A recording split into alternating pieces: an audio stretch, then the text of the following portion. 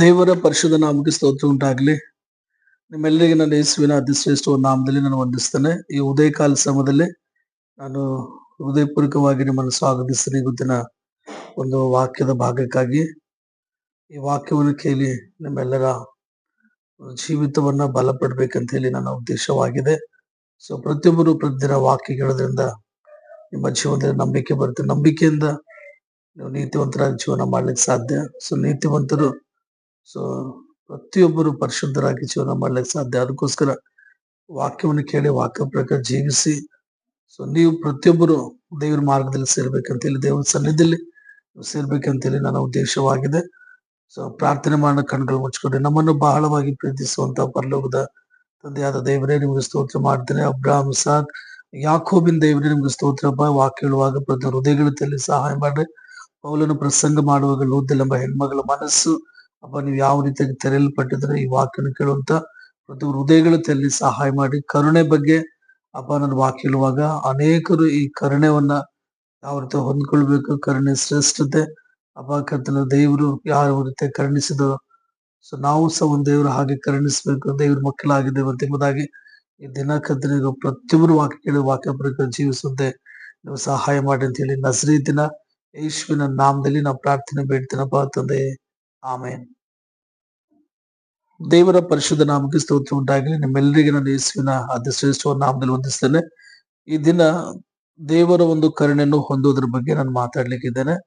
So ದೇವರ ಕರುಣೆ ನಾವು ಯಾವ ರೀತಿ ಹೊಂದ್ಕೊಳ್ಬೇಕೆಂಬುದಾಗಿ ಈ ದಿನ ನಿಮಗೆ ಹೇಳಲಿಕ್ಕೆ ನಾನು ಬಹಳ ಸಂತೋಷ ಪಡ್ತೇನೆ.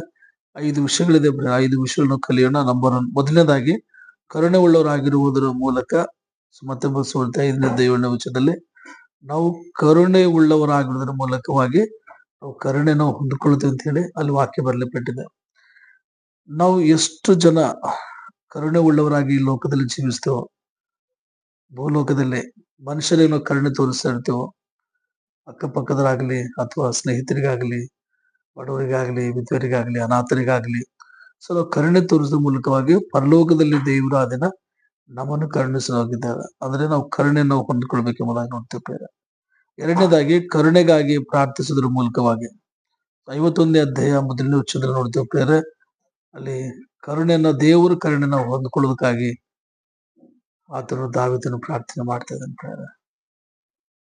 ಅದು ಸರಿಯಾಗಿ ಅರ್ಥ ಮಾಡಿ. ಈ ವಾಕ್ಯ ಎಷ್ಟು ಒಳ್ಳೆ ವಾಕ್ಯದ ಪ್ರೇರೆ. ಈ ವಾಕ್ಯ ನಾವು ಧ್ಯಾನ ಮಾಡೋಣ. ಅದ್ಭುತವಾಗಿರುವಂತ ವಾಕ್ಯ. ಕ್ರಿಸ್ತರಲ್ಲಿ ಪ್ರೀತಿಯ ದೇವಚಂದ್ರ. ಸೊ ದೇವರು ಒಂದು ಕರುಣೆಯನ್ನ ನಾವು ಯಾವ ರೀತಿಯಾಗಿ ಹೊಂದ್ಕೊಳ್ಬೇಕೆಂಬುದಾಗಿ ನಾವು ನೋಡ್ತೇವೆ. 51ನೇ ಕೀರ್ತನೆ ಅದರಲ್ಲಿ 1ನೇ ವಚನ ನಾವು ವಾಕ್ಯ ಧ್ಯಾನ ಮಾಡೋಣ. ಪ್ರೀತಿ ಸ್ವರೂಪನಾದ ದೇವರೇ ನನ್ನ ಕರುಣಿಸು, ಕರುಣಾನಿಧಿಯೇ ನನ್ನ ದ್ರೋಹವನ್ನೆಲ್ಲ ಅಳಿಸಿಬಿಡೆಂಬುದಾಗಿ ಇಲ್ಲಿ ಪ್ರಾರ್ಥನೆ ಮಾಡ್ತಾ ಇದ್ದಾನೆ ದಾವೀದನು. ಸೊ ಏನಂತಂದ್ರೆ ಪ್ರೀತಿ ಸ್ವರೂಪನ ದೇವರನ್ನು ಕರುಣಿಸು, ಕರುಣಾನಿಧಿಯೇ ನನ್ನ ದ್ರೋಹವನ್ನೆಲ್ಲ ಅಳಿಸಿಬಿಡು. ಇಲ್ಲಿ ಕರುಣಿಸು ಅಂತಕ್ಕಂಥ ಶಬ್ದವನ್ನ ಆತನು ಉಪಯೋಗಿಸ್ತದಂದ್ರೆ ಆ ಕರುಣೆ ನಾವು ಹೊಂದ್ಕೊಳ್ಬೇಕಾಗಿದೆ ಪ್ರೇರ. ನಮ್ಮ ಪಾಪಗಳೆಲ್ಲ ದ್ರೋಹಗಳೆಲ್ಲ ಸೊ ಅಳಿಸಿ ಬಿಡು ಅಂತ ಹೇಳಿ ಪ್ರಾರ್ಥನೆ ಮಾಡ್ತಾ ಇದ್ದಾರೆ. ಅಂದ್ರೆ ದೇವರು ಕರುಣೆ ನಮ್ಮಲ್ಲಿ ಬರುವಾಗ ಸೊ ನಮ್ಮ ಪಾಪಗಳೆಲ್ಲ ಕ್ಷಮಿಸಲ್ಪಡ್ತವ, ನಮ್ಮ ದ್ರೋಹಗಳೆಲ್ಲ ಕ್ಷಮಿಸಲ್ಪಡ್ತವ, ನಮ್ಮ ಅಪರಾಧಗಳು ಕ್ಷಮಿಸಲ್ಪಡ್ತವ. ಅದಕ್ಕೋಸ್ಕರ ದೇವರ ಕರುಣೆನ ನಾವು ಹೊಂದ್ಕೊಳ್ಬೇಕು ನೋಡ್ತೇವೆ. ಮೂರನೇದಾಗಿ ಏನಂತಂದ್ರೆ ಕೃಪಾಸನದ ಮುಂದೆ ಬರುವುದರ ಮೂಲಕವಾಗಿ. ಇಬ್ರಿಯ 4ನೇ ಅಧ್ಯಾಯ 16ನೇ ವಚನದಲ್ಲಿ ಒಂದು ಒಳ್ಳೆ ವಾಕ್ಯದ ಪ್ರೇರ. ವಾಕ್ಯನ ಓದೋಣ ಪ್ರೇರ. ಸೊ ಇಬ್ರಿಯ 4ನೇ ಅಧ್ಯಾಯ 16ನೇ ವಚನ. ಸೊ ಪ್ರತಿಯೊಬ್ಬರಿ ವಾಕ್ಯವನ್ನ ಧ್ಯಾನ ಮಾಡ್ಬೇಕು. ಅದ್ಭುತವಾಗಿರುವಂತ ವಾಕ್ಯವನ್ನ ನಾವು ಧ್ಯಾನಿಸೋಣ ಪ್ರೇರ.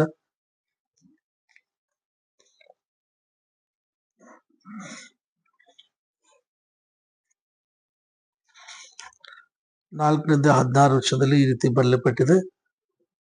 ಆದುದರಿಂದ ನಾವು ಕರುಣೆಯನ್ನು ಹೊಂದುವಂತೆಯೂ ಆತನ ದಯೆಯಿಂದ ಸಮಯೋಚಿತವಾದ ಸಹಾಯವು ನಮಗೆ ದೊರೆಯುವಂತೆ ಧೈರ್ಯದಿಂದ ಕೃಪಾಸನದ ಮುಂದೆ ಬರೋಣ. ಅಂದ್ರೆ ಕೃಪಾಸನ ಮುಂದೆ ಬರೋದ್ರ ಮೂಲಕವಾಗಿ ಇಬ್ರಿಯ 4ನೇ 16 ವಚನ ನೋಡ್ತೇವೆ. ಅಲ್ಲಿ ಏನ್ ಬರೆಯಲ್ಪಟ್ಟಿದೆ? ನಾವು ಆತನ ಕರುಣೆಯನ್ನ ಹೊಂದುವಂತೆ, ದಯ ಸಮುಚಿತವಾದ ಸಹಾಯ ನಮಗೆ ದೊರೆಯುವಂತೆ ಧೈರ್ಯದಿಂದ ಕೃಪಾಸನ ಮುಂದೆ ನೋಡಪ್ಪ.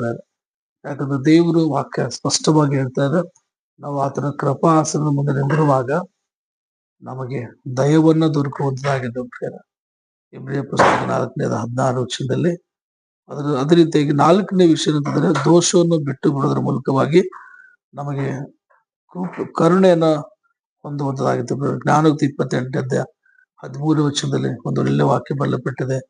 ಆ ವಾಕ್ಯನ ಧ್ಯಾನ ಮಾಡೋ ಪ್ರಿಯರ. ಜ್ಞಾನೋಕ್ತಿ 28:13.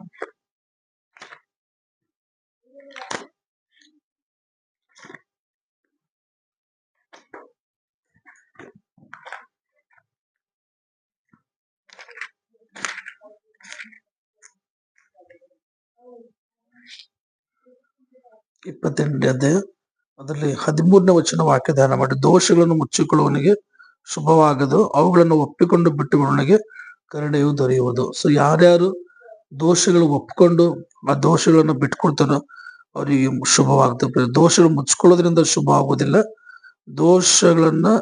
ಅವುಗಳನ್ನ ಒಪ್ಪಿಕೊಂಡು ಬಿಟ್ಟು ಬಿಡುವಾಗ ಕರುಣೆಯನ್ನು ದೊರೆಯುವಂತದಾಗಿದೆ. ಈ ದಿನ ಯಾರ್ಯಾರು ದೋಷಗಳನ್ನ ಒಪ್ಕೊಂಡು ಬಿಟ್ಕೊಡ್ತಿರೋ ನಿಮ್ಗೆ ದೇವರ ಕರುಣೆ ದೊರೆಯುತ್ತೆ. ಅದಕ್ಕೋಸ್ಕರ ಪ್ರೀತಿಯ ದೇವಚಂದ್ರೆ ಈ ಉದಯಕಾಲ ಸಮಯದಲ್ಲಿ ನಾನು ನಿಮ್ಮಲ್ಲಿ ಒಂದು ವಿಶೇಷವಾಗಿರುವಂತ ಮನವಿ ಮಾಡ್ತೇನೆ. ಯಾರ್ಯಾರು ಪಾಪದಲ್ಲಿ ಜೀವಿಸ್ತಾ ಇದ್ರು, ಒಂದು ದೋಷದಲ್ಲಿದ್ದೀರೋ, ಅಪರಾಧದಲ್ಲಿದ್ದೀರೋ, ನಿಮ್ ಜೀವನದಲ್ಲಿ ದೇವರು ಕರುಣೆ ದೊರಬೇಕಾದ್ರೆ ಅವು ಒಪ್ಪಿಕೊಂಡು ಬಿಟ್ಕೊಡ್ರಿ. ದೇವರು ಕರುಣೆಯನ್ನು ನೀವು ಹೊಂದ್ಕೊಳ್ಳಕ್ ಸಾಧ್ಯ. 5ನೇ ವಿಷಯ ಅಂದ್ರೆ ಹೊಸ ಸೃಷ್ಟಿಯ ಸೂತ್ರದ ಮೂಲ. ಗಲಾತ್ಯ 6:15-16 ಎಷ್ಟು ಒಳ್ಳೆ ವಾಕ್ಯದ ಪ್ರಿಯರ. ಸೊ ಈ ವಾಕ್ಯ ನಮ್ಗೆ ಏನ್ ಕಲಿಸುವುದಾಗಿದೆ ಅಂತಂದ್ರೆ, ಸೊ ನಮ್ಮ ಜೀವನದಲ್ಲಿ ನಾವು ಹೊಸ ಸೃಷ್ಟಿಯಾಗಿ ಜೀವಿಸುವಾಗ ಅಂದ್ರೆ ನಮ್ಮ ಜೀವನದಲ್ಲಿ ಅದ್ಭುತವಾಗಿರುವಂತ ಆ ಒಂದು ಕರುಣೆ ಹೊಂದ್ಕೊಳ್ಳಕ್ ಸಾಧ್ಯ. ಗಲಾತ್ಯ 6:15-16 ಸುನ್ನತಿ ಆಗೋದ್ರಲ್ಲಿ ಏನೂ ಇಲ್ಲ, ಸುನ್ನತಿ ಆಗದೆ ಇರುವುದರಲ್ಲಿ ಏನೂ ಇಲ್ಲ, ಹೊಸ ಸೃಷ್ಟಿ ಬೇಕು. ಈ ಸೂತ್ರಿಗೆ ಸರಿಯಾಗಿ ನಡೆಯುವರೆಲ್ಲರಿಗೆ ಅಂದರೆ ದೇವರ ಇಸ್ರಾಯೇಲಿಗೆ ಶಾಂತಿಯು ಕರುಣೆಯು ಆಗಲಿ. ಅಂದ್ರೆ ಸುನ್ನತಿ ಆಗ್ತಕ್ಕಂಥದ್ದು ಸುನ್ನತಿ ಆಗದಿರ್ತಕ್ಕಂಥ ಮುಖ್ಯವಲ್ಲ. ನಮ್ಮ ಜೀವನದಲ್ಲಿ ಹೊಸ ಸೃಷ್ಟಿಯಾಗಿ ನಾವು ಜೀವಿಸುವಾಗ, ನಡ್ಕೊಳ್ಳುವಾಗ ಸೊ ದೇವರು ಏನ್ ಮಾಡ್ತಾರೆ ಅಂದ್ರೆ ಶಾಂತಿ ಮತ್ತಿನ ಆ ಕರುಣೆಯನ್ನ ನಮಗೆ ಅನುಗ್ರಹ ಮಾಡ್ತಾರೆ, ಹೊಂದ್ಕೊಳ್ಳಕ್ ಸಾಧ್ಯ ಪ್ರೇರ. ಇದನ್ನ ನಾವು ಸರಿಯಾದ ವಿಷಯಗಳು ಕಲಿಬೇಕು.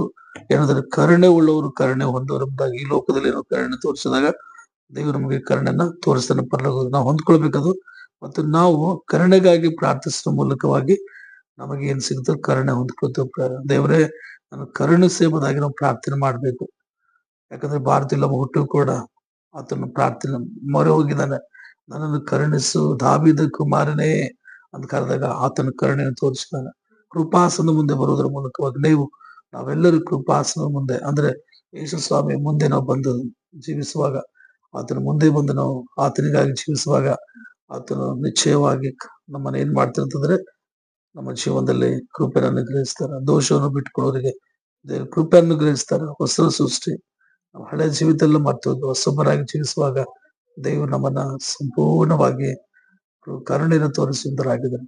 ಅದಕ್ಕೋಸ್ಕರ ಕ್ರಿಸ್ತನಲ್ಲಿ ಪ್ರೀತಿ ದೇವಚಂದ್ರೆ ಈ ಒಂದು ಉದಯಕಾಲ ಸಮಯದಲ್ಲಿ ನಿಮ್ಮೆಲ್ಲರಿಗೂ ನಾನು ವಿನಂತಿಸಿಕೊಳ್ಳುವುದೇನಂತಂದ್ರೆ ನೀವು ಪ್ರತಿಯೊಬ್ಬರು ಕರುಣೆಯನ್ನು ಹೊಂದಿಕೊಳ್ಳುವಂತರಾಗಿರ್ಬೇಕು. ನಮ್ಮ ಜೀವನದಲ್ಲಿ ಬಂಗಾರ, ಬೆಳ್ಳಿ, ಆಸ್ತಿ, ಅನೇಕ ಅಧಿಕಾರ, ಸ್ಥಾನಮಾನ ಹೊಂದ್ಕೊಂಡ್ರೆ ಏನೋ, ಆದರೆ ಎಲ್ಲಕ್ಕಿಂತ ವಿಶೇಷವಾಗಿ ನಮ್ಮ ಜೀವನದ ದೇವರ ಕರುಣೆಯನ್ನ ಹೊಂದ್ಕೊಂಡು ನಾವು ನೋಡ್ತೇವೆ.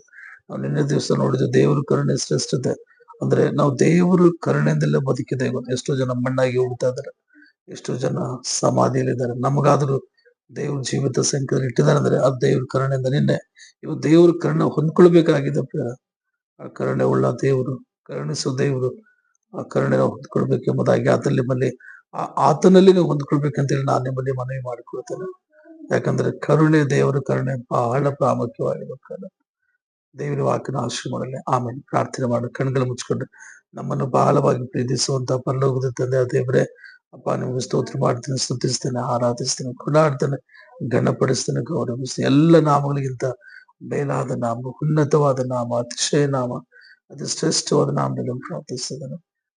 ಇವನು ಆಶೀರ್ವಾದ ಮಾಡಿ ಈ ದಿನ ಸಭೆಯುವಂತ ಎಲ್ಲ ಚಿಂತೆಗೋಸ್ಕರ ಎಲ್ಲ ಕುಟುಂಬಗಳ ಪ್ರಾರ್ಥಿಸಿ, ಎಲ್ಲ ಜಾಬಿನ ಕೆಲಸ ಪ್ರಾರ್ಥಿಸಿ, ಆರೋಗ್ಯ, ಸಮಾಧಾನ, ಶಾಂತಿ ಮಾಡಿದ್ರೆ ಯೇಸುವಿನ ನಾಮದಲ್ಲಿ ನಾವು ಪ್ರಾರ್ಥನೆ ಬೇಡ್ತೀನಪ್ಪ. ಆಮೇಲೆ